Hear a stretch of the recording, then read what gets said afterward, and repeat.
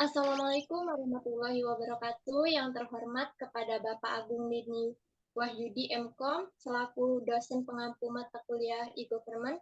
Sebelumnya perkenalkan nama saya Regita Lediana dengan NPM 214111186 dan rekan saya Ayu Soleha dengan NPM 2141174 dan Diah Puspita Ningrum dengan NPM 2141140. Di sini kami akan menyampaikan presentasi mengenai konsep dasar e-government.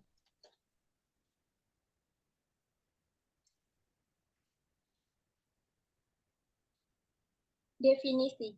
Menurut Fandi dan Wardianto, e-government adalah sebuah garis depan dari rencana pemerintah untuk mendukung serta menyediakan informasi dan peningkatan pelayanan pada masyarakat, pelaku bisnis, pekerja pemerintah, unit-unit pemerintah, dan organisasi sektor ketiga. Menurut Hardiansah, e-government adalah kumpulan konsep untuk semua tindakan dalam sektor publik, baik di tingkat pemerintah pusat maupun pemerintah daerah, yang melibatkan teknologi informasi dan komunikasi dalam rangka mengoptimalisasi proses pelayanan publik yang efisien, transparan, dan efektif. Relasi dalam e-government. Yang pertama, e-government to government, yaitu komunikasi dan pertukaran informasi online antar departemen atau lembaga pemerintahan melalui basis data terintegrasi. Yang kedua, government to business, yaitu transaksi-transaksi elektronik di mana pemerintah menyediakan berbagai informasi yang dibutuhkan bagi kalangan bisnis untuk berinteraksi dengan pemerintah. Yang ketiga, government to citizen, yaitu aplikasi e-government yang paling umum, yaitu pemerintah membangun dan menerapkan berbagai portofolio teknologi informasi dengan tujuan utama untuk memperbaiki hubungan interaksi dengan masyarakat. Yang keempat, government to employees, yaitu untuk meningkatkan kinerja dan kesejahteraan para pegawai negeri atau karyawan pemerintahan yang bekerja di sejumlah institusi sebagai pelayanan masyarakat.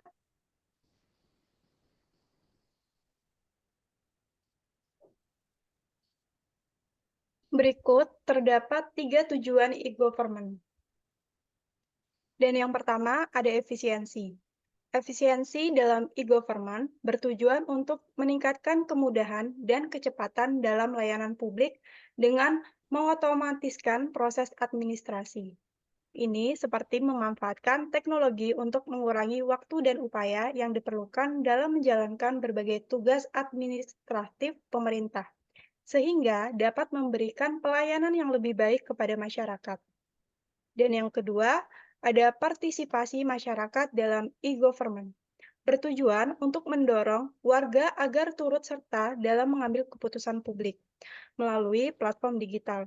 Pemerintah ingin mendengarkan langsung aspirasi masyarakat untuk menciptakan kebijakan yang lebih sesuai dengan kebutuhan mereka. Dan yang ketiga, ada transparansi. Transparansi dalam e-government bertujuan untuk memberikan akses mudah kepada masyarakat terhadap informasi publik dan keputusan pemerintah. Hal ini memastikan bahwa semua orang dapat dengan mudah mengakses data pemerintah tanpa ada yang disembunyikan, meningkatkan akuntabilitas dan pemahaman masyarakat tentang aktivitas pemerintah.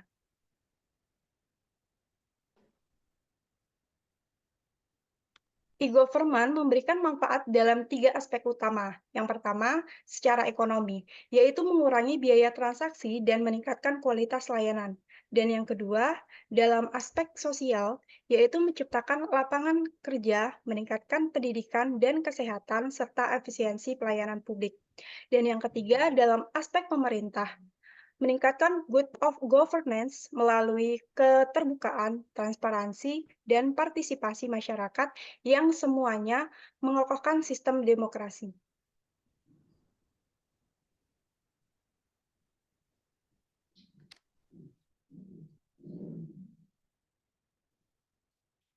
Kemudian ada tantangan e-government. Yang pertama, ketersediaan infrastruktur. Ketersediaan infrastruktur merupakan faktor utama yang menghalangi implementasi e-government di Indonesia berdasarkan analisis terhadap data yang diperoleh dari e-government survey Diketahui bahwa dari ketiga indeks yang menentukan besaran Ek di Indonesia, indeks TI merupakan indeks yang paling rendah. Yang kedua, kesenjangan digital. Kesenjangan digital berkaitan dengan dinamika permasalahan dalam demografi masyarakat Indonesia berdasarkan usia. Orang-orang dewasa merupakan target primer produk e-government, namun pada umumnya kaum muda adalah kelompok yang lebih fasih dalam menggunakan teknologi. Selain itu, tingkat pendidikan merupakan faktor lain yang mempengaruhi implementasi e-government. Menurut Hargitai dan Hinan, kecenderungan pengguna e-government berasal dari masyarakat dengan tingkat pendidikan yang tinggi, sebab mereka menaruh minat yang lebih besar terhadap persoalan pemerintahan dibandingkan kelompok dengan tingkat pendidikan menengah ke bawah. Yang ketiga, perbedaan kepentingan antara masyarakat dan pemerintah. Pemerintah dan masyarakat memiliki tujuan yang berbeda ketika menggunakan e-government. Pemerintah mengambil sudut pandang manajerial dan menekankan pada fungsi komunikasi e-government dalam implementasinya. Namun, masyarakat mengharapkan adanya peningkatan interaksi dengan pemerintah melalui e-government. Dengan kata lain, perkembangan teknologi e-government belum sejalan dengan penguasaan pemerintah terhadap teknologi yang bersangkutan. Next.